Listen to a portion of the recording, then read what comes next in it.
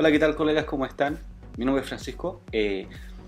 Básicamente lo que quiero hacer en este video es poder dar algunos conceptos y derribar mitos respecto de cómo colocar, por ejemplo, precios a prestaciones de salud. Y para eso, cierto, como ustedes saben, hicimos algunas publicaciones en Facebook que tuvieron bastantes comentarios. Dentro de eso elegí 3 que a mi parecer y a mi juicio son bastante representativos de algunos mitos que quiero derribar al menos en este video. Y si les gusta podemos seguir conversando de más cosas a medida que vayan saliendo algunos temas. Bueno, uno de los conceptos que quiero hablar con ustedes es lo que escribió una colega que parece muy chistoso, pero en el fondo es verdad y tiene que ver con respecto a toda la suma, ¿cierto?, que ella le debe al CAE para poder crear una fórmula y con eso poder asignar algún precio. Eso es bastante chistoso, por decirlo de alguna manera, pero en el fondo tiene razón. Por ejemplo, cuando uno habla acerca de negocios que son exitosos, ellos tienen una contabilidad muy rígida y de hecho por ley, por ejemplo, en nuestro país también hay algunos tipos de empresas y sociedades que necesitan cierto tipo de contabilidad que está dada desde el punto de vista legal, es decir, tú tienes que tener una cierta contabilidad y entregar ciertos balances, ciertos estados de resultados, etc. Cuando uno toma en consideración eso, hay un instrumento, un reporte para poder ver el estado financiero y uno de esos, bastante general y muy conocido, es el balance. Y el balance general. Y el balance general está basado sobre el principio de igualdad. No quiero latearlos con este concepto, pero básicamente significa que tenemos dos grandes áreas y estas grandes áreas tienen una igualdad. Es decir, un área contiene el mismo valor o la misma cantidad de monto que el área que está al lado. Estas áreas se denominan dependiendo si son obligaciones o si es dinero, algo a favor que me permite generar el negocio, que me permite hacer negocios en el fondo. Entonces primero tenemos los activos y los pasivos. Económicamente hablando, los activos tienen que ver con ciertos flujos de dinero o ciertas cosas que nos van a permitir el objetivo del negocio, que es en el fondo conseguir dinero. Por otra parte tenemos los pasivos y los pasivos son básicamente nuestras obligaciones. Dentro de los pasivos tenemos deudas de corto plazo, de largo plazo y patrimonio. Dentro de estas 3 grandes áreas tenemos las deudas de largo plazo. ¿Y qué son las deudas de largo plazo? Las deudas de largo plazo son todas las obligaciones que uno contrae con entidades bancarias u otros que están destinadas a ser pagadas durante un plazo determinado, pero que es mucho mayor dentro del corto plazo, es decir, mayor a 3 años, a 5 años, etc. Si uno lo piensa desde ese punto de vista, uno como kinesiólogo, para poder crear esta empresa, por decirlo de alguna manera, para poder crear este kinesiólogo, necesitaste invertir. Y esa inversión fue una obligación que tú contrajiste en este caso con el banco, ¿verdad?, que te otorgó un crédito que tiene un aval del Estado, ¿verdad? Por eso se llama CAE.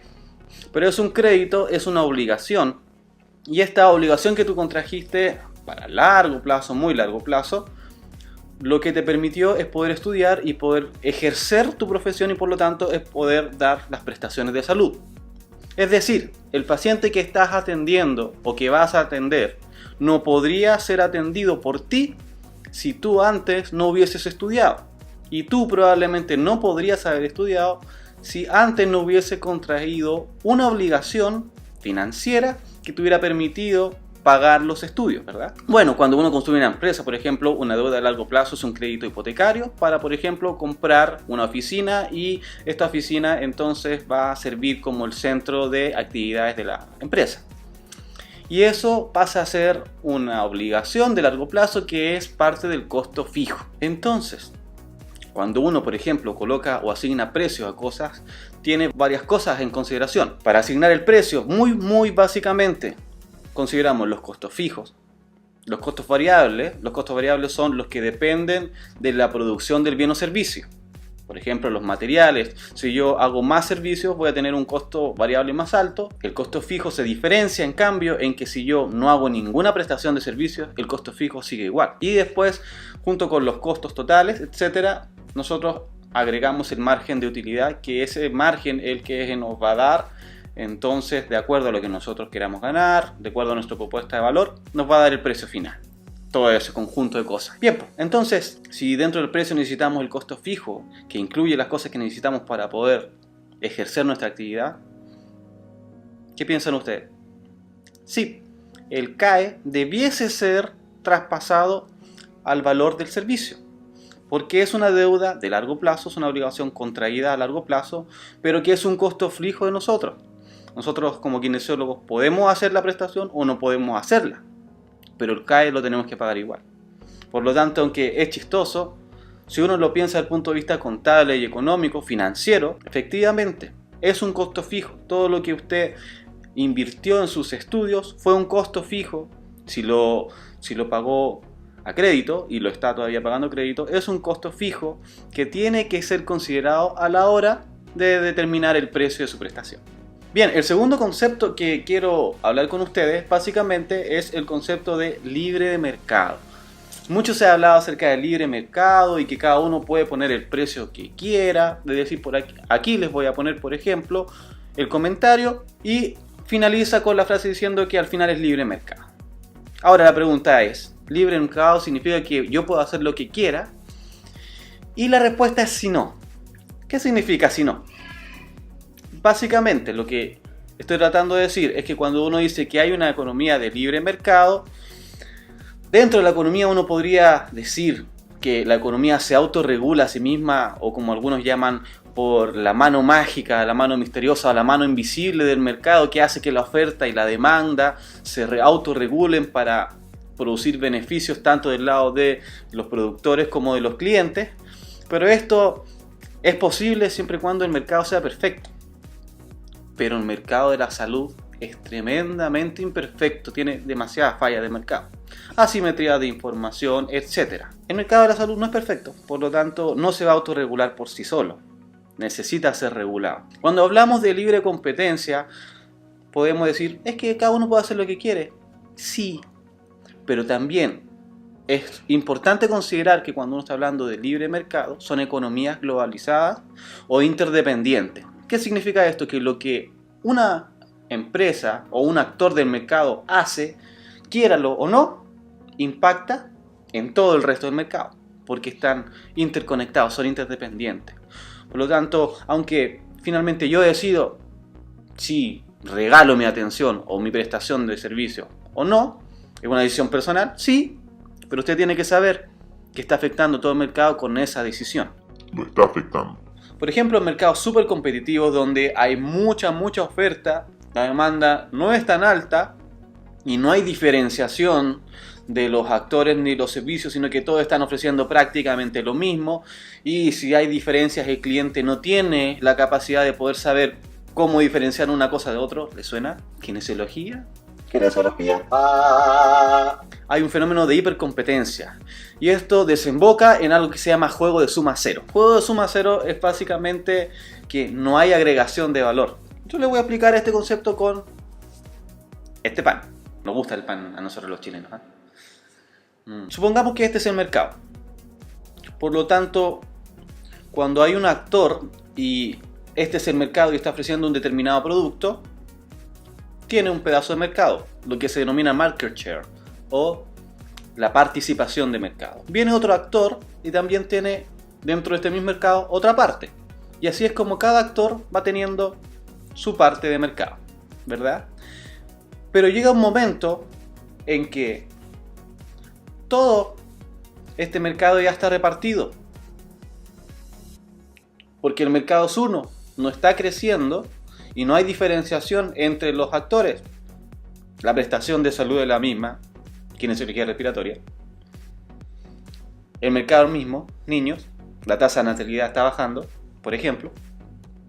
Y entonces, ¿qué es el juego suma cero? Significa que, como ya está todo repartido, pero mira, ¿sabes lo que voy a hacer yo? Necesito más pacientes, así que voy a cobrar más barato.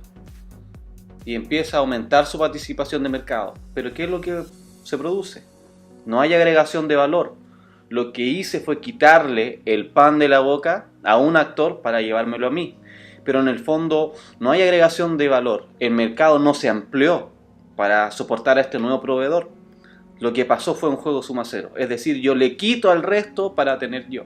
Pero en el fondo es perjudicial. No hay agregación de valor.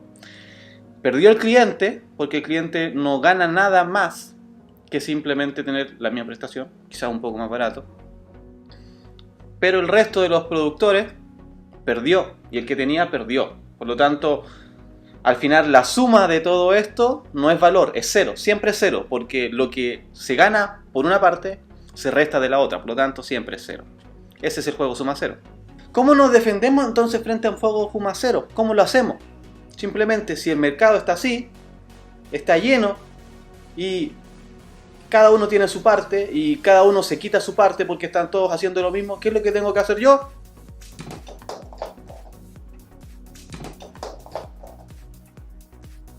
Ir a otro mercado, diferenciarme, buscar otra cosa, ofrecer otra cosa distinta. Y aquí va a haber un nuevo pancito. Un pancito donde no hay nadie hasta el momento y por lo tanto es todo para mí. Bueno, ¿dónde lo compraste? Vamos. Bien, entonces, juego suma cero. Yo puedo hacer lo que quiero, puede hacer lo que usted quiere.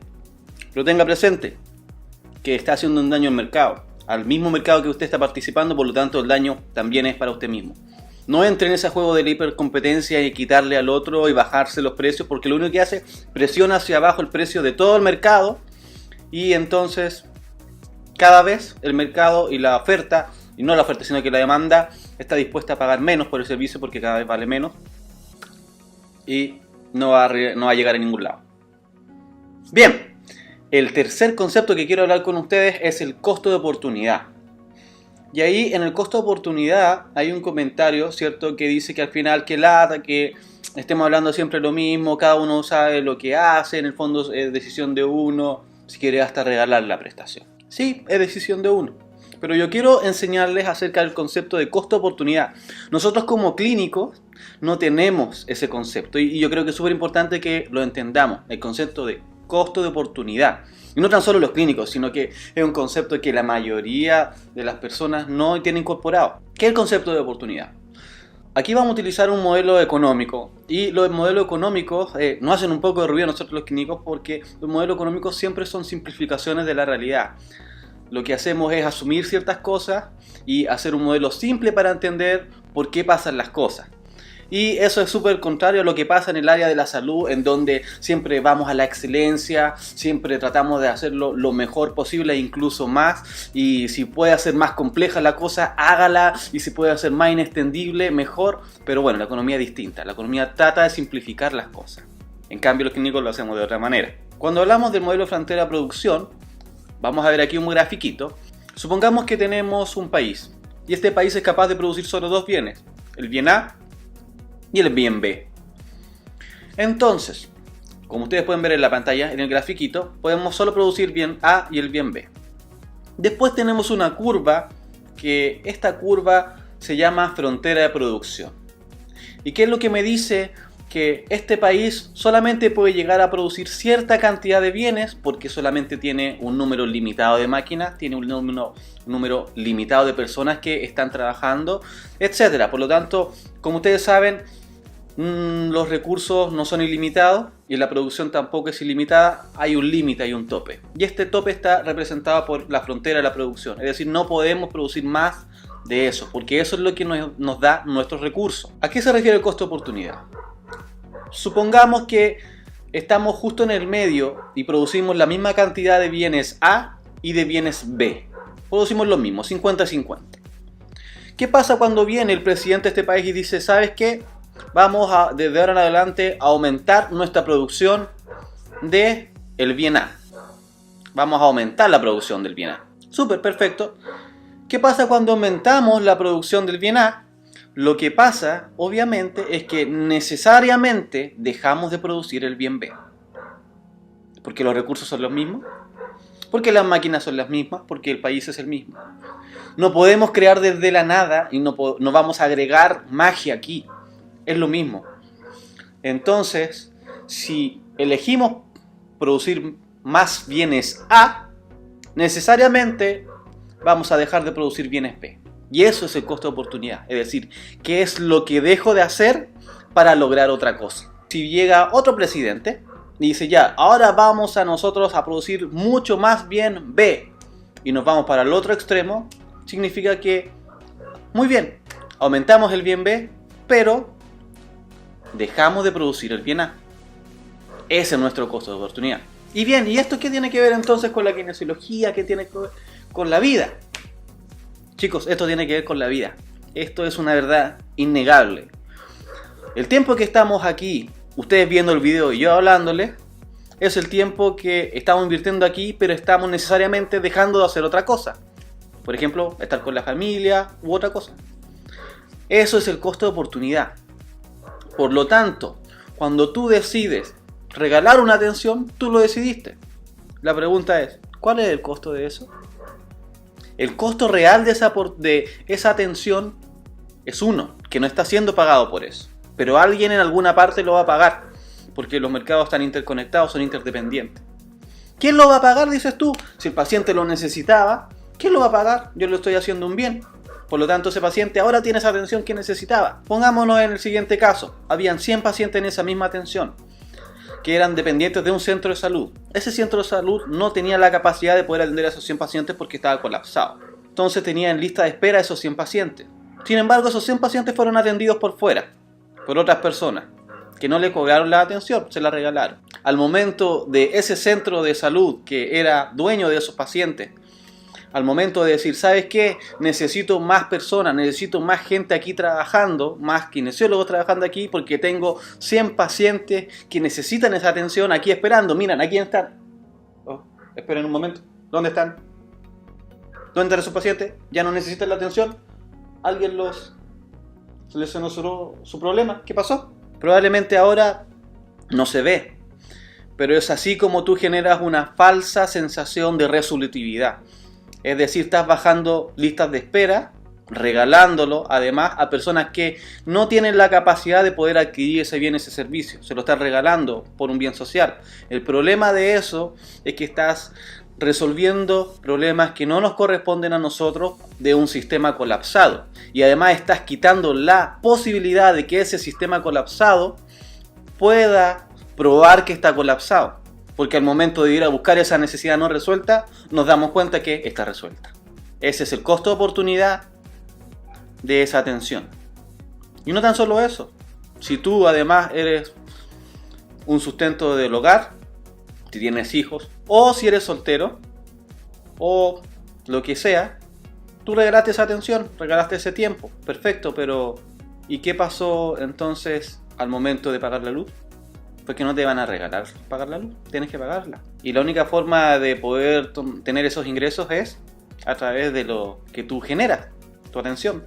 Por lo tanto, regalaste esa atención, pero vas a tener que pagarla igual allá. O tus hijos, si no estás produciendo lo que deberías. O tu familia, o el CAE, va a seguir cobrando. Y vas a caer en morosidad, etc. Siempre hay alguien que paga el costo. Siempre. Siempre. Bien muchachos, espero que les haya gustado este video. Traté de hacerlo lo más corto posible y no latearlo. Si quieren seguir ahondando en temas o en otras cosas, por ejemplo, cómo efectivamente poner precios o hablar de ciertos temas en específicos de economía de la salud, ningún problema, déjenlos en sus comentarios ahí abajo y estamos viéndolos y en contacto. Que estén bien, nos vemos. ¿Cómo que de nuevo están cobrando 5 lucas por la sesión de kinemo? ¿Cómo?